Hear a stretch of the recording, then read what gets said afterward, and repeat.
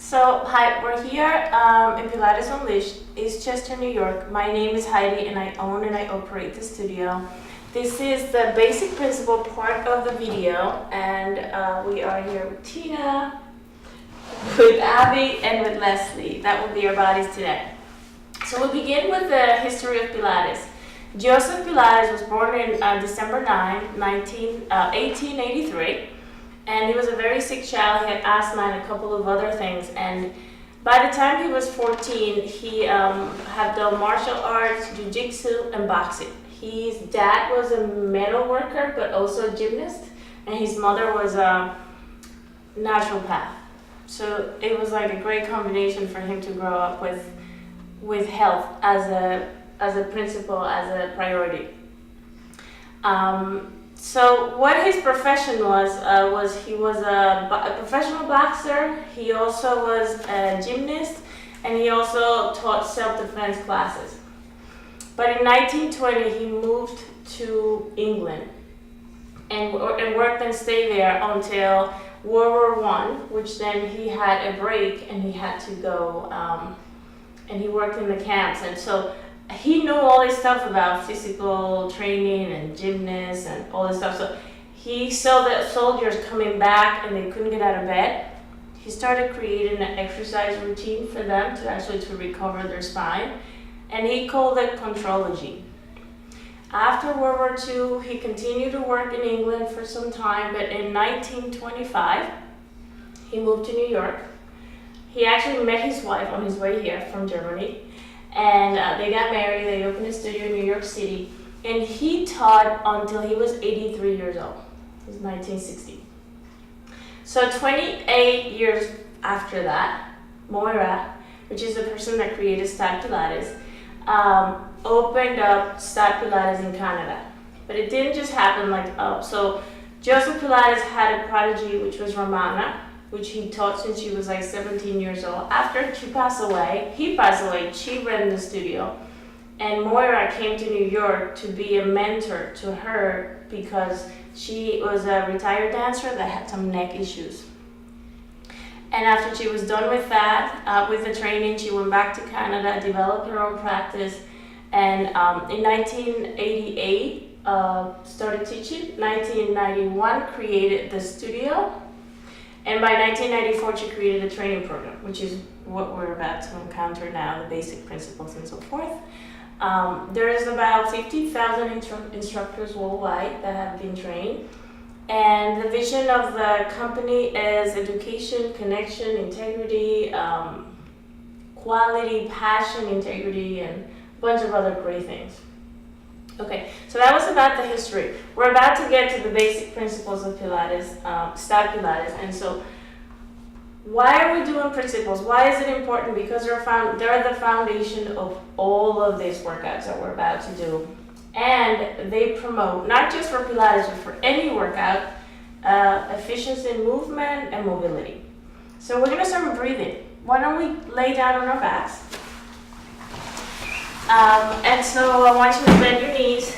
Bend your knees, take your hands out by your sides, and relax your shoulders and your head. And so breathe in, should be in through the nose, out through pursed lips. In through the nose, out through pursed lips. So lift your head up. Let me give you a little prop for your neck. Exactly. We want to be in a neutral position on the spine where the sacrum is heavy and down. And let's just talk a little bit about what the benefits of breathing are. One, it relaxes you when you first come into the workout. So take a deep breath, exhale all the way up. Number two, it allows you to concentrate and focus on what you're doing, like one task, right? So you might come in, you have 1,000 thoughts, it centers you.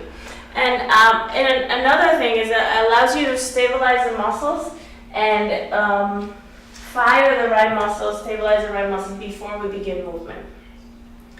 Now, there's a couple of ways we can breathe. I want you to take your right hand to your chest and take a deep breath and let the chest rise really high. Now, that's like a chest breath, right? So it's just lift the chest again a little higher. It's like an excited breath. You're just breathing into your chest. Okay, there's another type of breath. Take your hand to your belly. And now the belly rises and lowers. Good. And then the belly rises, much like a baby when it's sleeping. Okay, well, the breath that we're practicing is a 3-dimensional breath. It goes into the sides, the front, and the back. I want you to take both hands to your rib cage. And the breath that we want to do and promote is out to the side. So take a deep breath in. Exhale all the way out, draw your belly button in. So Tina, take your hands here like that. And inhale. And you feel the rib cage moving towards your hands. And as you exhale, you feel the ribs coming together as they close. Okay, so that's a proper way to breathe. That's how we're promoting the breath, where there's no tension on your neck or your shoulders. It's out to the sides. Very good. So another thing we want to look at is the pelvis, right? So how we want to place the pelvis on the mat and the pelvic floor as we breathe. So I want you guys to come up to a sitting position and bend your knees and place them by your sides like so, and your hands like this. And take a deep breath. So your hands are like this, nice and easy. Take a deep breath and sit up really tall, Abby. Exhale, flex forward over the legs. You guys are going to stay down there for a couple of breaths and you're just going to observe your breath in, all the way, exhale, all the way.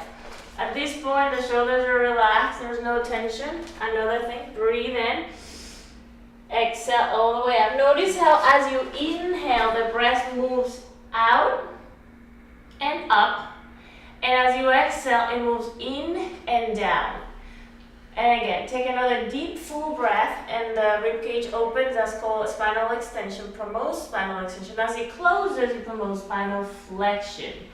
And take another deep breath in. On your next exhale, round your spine, stack up from bottom to top, and come all the way up. Okay. And open the chest. Very good.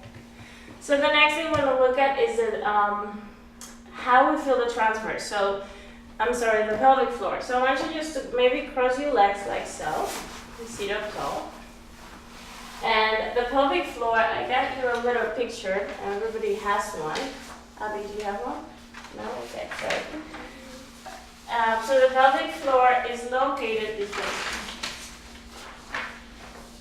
And the bottom, in between the sit bones, the pubic bone,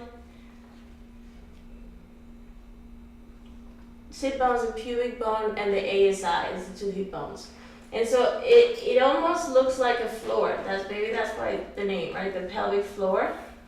It leaves the organs from the bottom. And as you sit up, like right now you're sitting on your sit bones, I want you to engage it. So to do that, take a deep breath, which is a lateral breath, which we've been doing. Exhale, and lift the pelvic floor. It almost feels like you're taking a tissue out of a tissue box. Like when you lift the pelvic floor, feels like that inside. In addition to, if you wanted a visual, this area right here. It is the muscle that stops the flow of water when you go to the bathroom and you stop it. That muscle that lifts, that is the pelvic floor. So another deep breath, you can connect to the pelvic floor again. Exhale.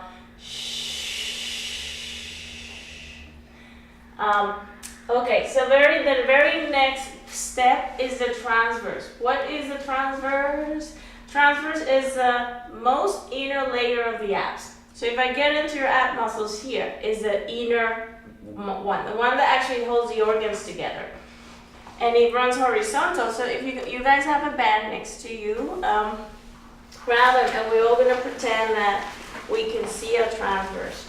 It's going to be like this. Transverse is the innermost layer of the abs. It runs horizontal, and it goes from your hips to your ribs, like this. You don't have to tie it, you just like this. All right, so take a deep breath. Sit up tall. So the thing with the transverse is you can't really fire it if you're like that or if you're like that. You have to be right on your sit bones, very neutral. Good. Take a deep breath. Tina, can you hold like this? So as you exhale, you draw your belly button and then the band comes in towards each other, closer. Inhale, that lateral breath, exhale. I mean, you can have your elbows a little more bent. Do you guys feel it? So it's almost in this order. You exhale, the pelvic floor lifts, then the transverse fires. It feels like cellophane paper around your waistline. Do you guys feel that? And it serves to support the hips upright and the lumbar spine region. Do you guys feel that? Okay. So now we're going to put it all together. You're going to lie on your backs again. No band, because we just wanted to connect it to the transverse. Now you've connected to the transverse, you're just going to lie down. Okay. And we're going to do an exercise. So take your hands to your ribs, take a deep breath in through the nose. Exhale all the way out through the mouth. The ribs come together as we close, then you lift the pelvic floor, then you feel the transverse, right? Again, inhale, lateral breath to the side, in through the nose, out through the lips, so that pursed lips, so that it feels as though you're pushing down. There's a little bit of resistance that helps us activate through the arms, the abs. One more deep breath. Let's see, can you bend your knees? It'll help connect to the rib cage, and the legs will be a little bit hip distance apart. Exhale all the way out.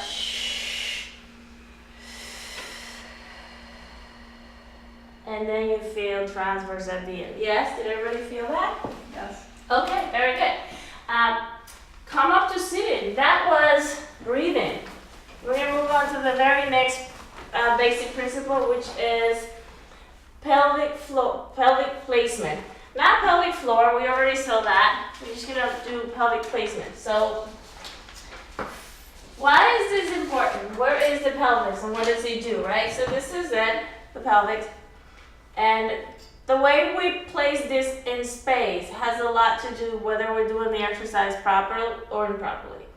So let's say you're lying down like this. ASIs, which is the front of the hips, and the pubic bone should be on the same line. If you're like this, your ASIs is higher than the pubic bone, then you're anteriorly tilted. If you're like this, you're posteriorly tilted. The pubic bone is higher. So we don't want to be either of those. When we're neutral, and if you see that little paper I gave you, the lumbar spine has a convex anterior curve. Convex anterior just means like in. And also the neck has in. You see that? And the middle has the opposite. So as long as we know that about the spine, we can find out when we're neutral or we're not neutral in a particular position, right? So I want you guys to come lie on your backs.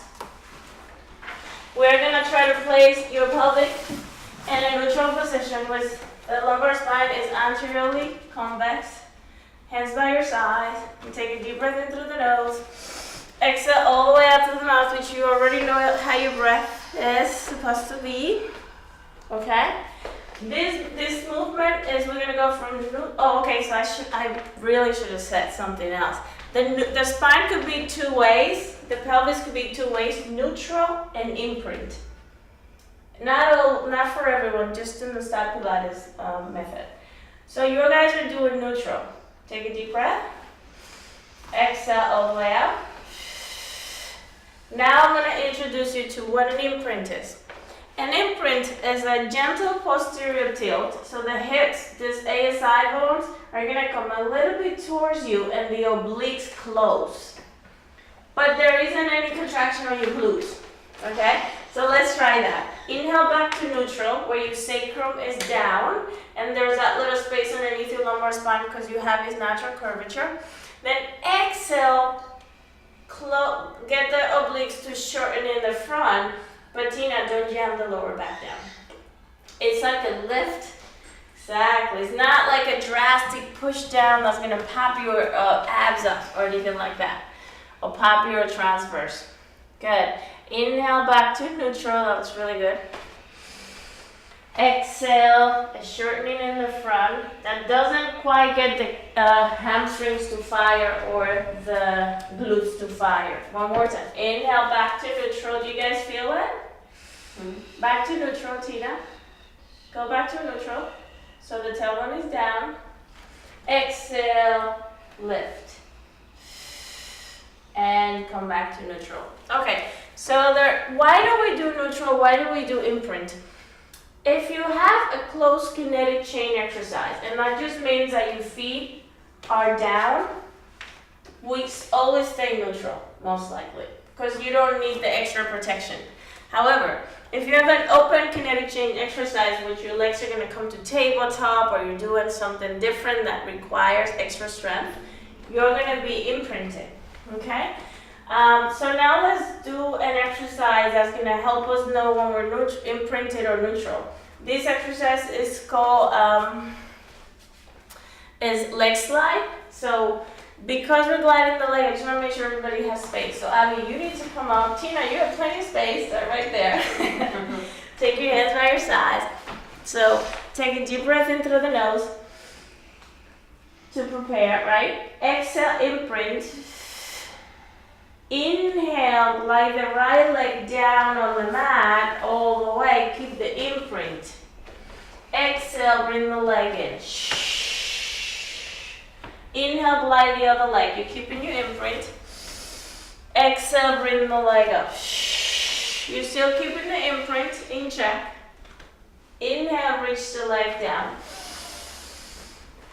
And stretch the knee completely if possible, if you can keep the stability through the pelvis. Exhale, pull it in. And this is your last one. Inhale, glide down. Exhale, pull it in. And release. Were you able to feel that? Like having to keep the imprint is a little extra? Alright, so we're going to do another exercise that simulates that. So take your hands out by your sides again. This is called leg lift. So will you follow some instructions about lifting one leg, imprinting and not imprinting. So take a deep breath in. Exhale, imprint. And bring one leg up to tabletop. Inhale, stay imprinted. Exhale, bring the other leg up to tabletop. Inhale, stay imprinted. Exhale, lower one leg down. Inhale, stay imprinted. Exhale, lower the other leg down. Good, now go back to neutral. Aha, very nice. Let's do one more of those. Inhale, neutral. Exhale, imprint. And bring the leg up. Inhale, stay. You're still imprinted. Exhale, bring the other leg up. Beautiful. Inhale here. You stay imprinted. Exhale, lower one leg down. Inhale again. Exhale, lower the other leg. Very nice. It's very important that we don't force neutral by pressing the sacrum down so hard that you feel tension on your lumbar spine. It's very important that it feels relaxed back there as you're neutral. Alright, so you guys need to come up and take a seat before you fall asleep. We're going to move to the next basic principle, which is rib cage placement. So see, we're coming up. We're like breathing, pelvis, rib cage. Okay, so the rib cage are important because they connect to the thoracic spine, and their job is to open and close when we breathe along with the diaphragm. It's always the case that if we take your arms over, right? Let's just do this. And you reach your arms up. What's the tendency? Without knowing everything that you know, because you come here all the time. It's arch your back, right? Like there's just like that thing when we're reaching arms up. And then lower the arms out. That's why we have rib cage placement, to learn how to control that. So let's just try a couple of exercises lying down first. Okay? You reach your arms up to the ceiling. Inhale. And what I want you to do is to exhale, reach your arms over the head. And draw your belly button in. Inhale, reach your arms up to the ceiling again. Exhale, lower the arms down by your sides. Everybody has a nice neutral spine, and our ribs are staying nice and connected. And then reach your arms up to the ceiling.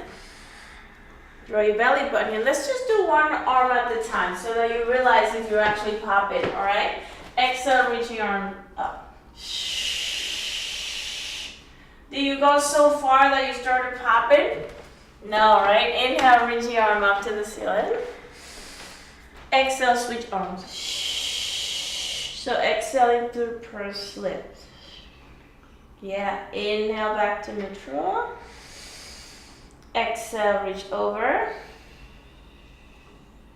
Beautiful. Inhale back to neutral. Exhale through your lips, right? Pursed lips. So just like filtering the air. Right. Now we're gonna go back to reaching both arms over the head. Right? Breathe in. Exhale, reach both arms over the head as you keep those ribs together, kneading together. Good, Abby. More in, even more in. I think I'm gonna give you this. Lift your head up. Inhale back to center. Exhale, lower the arms down by your sides. One more just like that. Inhale, reach your arm up. Arms up. Exhale, reach over the head. Inhale, arms up to the ceiling. Exhale, lower the arms down by your sides. All right, so I want you guys to come up to a sitting position. We're gonna give that a shot. Sitting is different. And I actually want you to try sitting on an arc barrel. I know this because this is gonna require a little extra from you. So try it out. Sit on the arc. And do you have one there? Yep. Reach your arms forward. And reach your shoulders like that. Take a deep breath. And now it's going to be harder to reach your arms up and not pop the ribs because you're seated. It's a little different. Sometimes tightness in this muscle will cause the popping. So just as you reach your arm up, notice if you can keep him in check. Take a lower the arms down, sorry. Inhale, reach your arms up halfway. Exhale, reach your arms over the head. Right, exactly. See, it requires that connection of the abs, the transverse, and the ribs knitting together. Exhale, arms to the center. Inhale here. Exhale, lower the arms down. Okay, very nice. So even here, when you're sitting in this position, you want to look at sitting neutral, Abby. So walk your feet forward a little more, like more comfortable, so that you're like upright. It's almost like these two hip bones are parallel to the wall in front of you. They're not back or forward. Exactly. And you feel like you're sitting on both of the sit bones equally. Okay? All right. So the next basic principle that we're going to look at is scapular stabilization. Woo! Pretty big, right? As you see, we're going up, right? And it's because one depends on the other. So, about the scapula. So the scapula this is the fourth principle, and the scapula is the most mobile joint in the body. Why? Because the only attachment to the scapula and this upper area is the clavicle. Back there is literally flowing. There's no attachment. It's all like muscles and inner layers. So because of that, we get in trouble with it because we don't know how to like move it unless somebody teaches it to us, right? So I want you guys to explore a couple of movements on the shoulder girdle. So I want you just to take your hands by your side. Inhale, glide your shoulders towards your ears. That's called elevation. Exhale, allow your shoulders to drop. Just make sure that actually it says that if you turn your head to the side, your ear and your shoulder should be lined up. And that's kind of like where you want your shoulder to be. If it's in front of you or too far behind, you just want it so that the head lines up. Now from there, we'll just assume this is a neutral spot, a neutral scapula. And then we go into, we did elevation, back to neutral, depression. Press them down really hard. It's like boxers have their shoulders up all the time because they're waiting to be hit. And then sometimes dancers have their shoulders depressed because they're like pressing down, really dancing, and you see that the traps are really big. You see that? People are like, wow, why is that person trapped? So they're depressing the shoulders down. And either one causes tension. So we want to be somewhere neutral. The next movement I want to show you is protraction and retraction. So reach your arms forward. And without moving the spine, right? So I'm not doing this. I'm just going to glide the shoulders forward, the fingertips forward. You sit up tall. You're still sitting up tall. And the spine is upright and the rib cage are in. Now go back to neutral. Just neutral. Inhale forward. Exhale neutral. Lift your chin up. Inhale forward. Try to sit up tall. Exhale neutral. Good. It's hard. Like sometimes we move and we don't even know we're moving, right? And then back. Now I want you guys to reach behind you, which is retraction. And then back to neutral. And then retraction. And then back to neutral. Good. One more time. Lift your head up a little. Retraction. And then back to neutral and release the hand out. So we're missing two movements. We did elevation, depression, protraction, retraction. We're going to do upward rotation and downward rotation. So take your arms in front of you. Inhale, reach your arms up. That's upward rotation. Open the arms, press them by your sides. Downward rotation. Shh. Now while you're doing this, you notice how you have to stabilize your rib cage. Inhale, reach your arms up because they connect. Inhale, reach your arms up. Draw your belly button in. Exhale, press your arms down by your side as you keep your head up. One more time. Inhale, reach your arms up. Up, up, up, up, up. Exhale, press the arms down. So the stabilization of this joint is important before any exercises. Any exercises, especially when you're crunching up. So I want you guys to put the umbrella to the side like it was. And then we're gonna use this to again do some exercises for scapula. Oh, let me just get that. You. Perfect. You know, I can get that. So everybody sit right to the bottom of and then roll your spine back. Try to find as neutral of a spine as possible.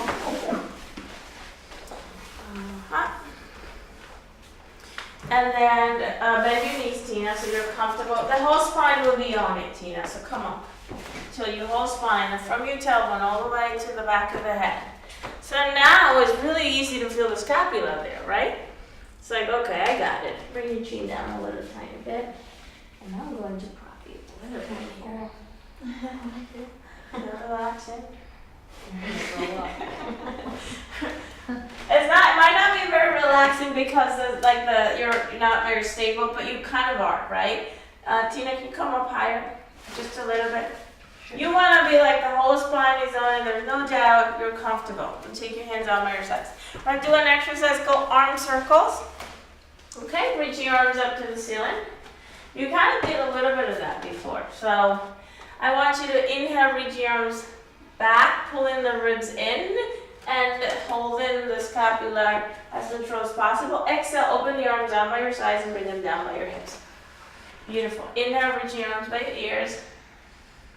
Right, pulling the ribs in. Exhale, press the arms down by your sides. It almost feels like a massage to the scapula. Inhale, reach your arms up without elevating. Yeah, there's a little bit of a lift, but you're not bringing the ears all the way, the shoulders right to the ears. You're actually stabilizing the scapula, which doesn't mean not moving it. It just doesn't, it means not taking it past its range. Now reverse. Open the arms out to the sides. Exhale, press the arms down. Shh. Straight down. Yep. Inhale, open them wide to the sides. All the way up. Exhale, press them down by your side. And this is your last one. Inhale, open. Everybody knows the rib cage principle. That's at work. You're also neutral, firing the pelvic floor and the transverse. And the hands are by your sides. Okay. The next movement is arm scissoring. So we're going to scissor the arms. And so there'll be an opposition of movement. Let me get rid of this. So reach both arms up to the ceiling. What we're going to do is reach one arm over the head and one arm down as I cue the exhale. So take a deep breath. Exhale, reach one arm up and one down as you exhale. Shh. Inhale, back to neutral, back to the center. Exhale, switch. Draw your belly button in and make that really heavy, right? Inhale, come back to center. Yet we have no weight. You can really give this life and intensity by the exhale, drawing the belly button in. Inhale, back to center. Exhale. Right, exactly. And this is your last one. Inhale, center. Exhale, switch. Inhale, back to the center. Exhale, lower both arms by your side. Okay, that was scapula stability. I want you guys to turn on your side and come all the way up.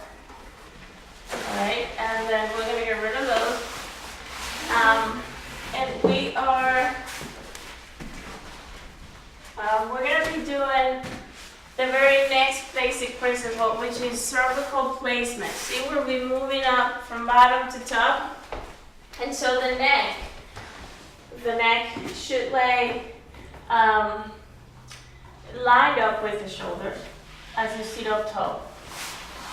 And so for this principle, what we want to know about it is every time the thoracic spine, which is your middle back, is either extending or flexing, one should line up neck and thoracic spine. We don't want to move the neck, and if you're an extension, jab your neck this way even though your thoracic spine is only open this way. Or maybe you crunch up and your neck is all the way here when you really haven't even crunched up yet, okay? Overextension of the neck can cause a lot of injuries and tension on the shoulders as well. So let's lie down on your back, okay? And make sure that if your neck is not comfortable, I actually think I put pads underneath some people's heads. I don't think I did it with you, Tina. I think I did it with Abby. So let's say you're somebody that normally have their head a little forward. I don't think you need it, but go ahead, lie down, let me see. Yeah. If you have your head a little forward because you work on the computer all the time, or maybe you're like me, you're always looking down at students. When you lay down on the mat, you almost like need a little pillow to get neutral. Like that picture I show you, the neck has a convex anterior tilt, indentation. So that little space is there. And we're gonna learn something called craniovertebral flexion. It's the flexion of the two vertebrae on your cervical spine, the very top ones. You can take your hands out by your sides and I'll take you through it. It's not a lift of the head, so you keep your head down. It's basically just a little movement, a flexion. So exhale, look up to the ceiling. Inhale, lengthen the back of the neck, and you almost tilt the head down a little bit. Good, Tina. Exhale, back to center. Through the lips, right? Inhale, just a little lengthening, and it feels like a stretch. It feels kind of nice. Exhale, back to center. Inhale, cranial vertebral flexion. Exhale, back. You want to have your shoulders neutral, your rib cage is closing together. We're in a very, very neutral spine. There's a little space underneath your lumbar spine. So every time before we crunch up, as we flex the spine, we want to make sure that we're doing craniovertebral flexion first. Suppose you're lying there and you crunch up and you don't do that, you will end up looking at the ceiling. Go ahead, try that. Crunch up and look at the ceiling. How much tension is that on your neck? Oh my God. Go ahead, come back down. That's how we used to crunch people like 30 years ago, right? We know a little more now. So we're gonna do another exercise. You can take your hands behind your head, and this is gonna include flexion or crunching up. So place your elbows where they need to be in an angle so that you are not arching your back, you're not popping your ribs, you're connected. Okay, so we're just gonna get ready by inhaling to prepare. Exhale, flex, and come up. You want about small fists to be able to fit between your chin and your chest. Your gaze is towards your thighs, and you have your spine, your lumbar spine neutral. Tina, you come up a little higher. Your thoracic spine is flexed. Inhale, stay up. Gaze forward, gaze forward.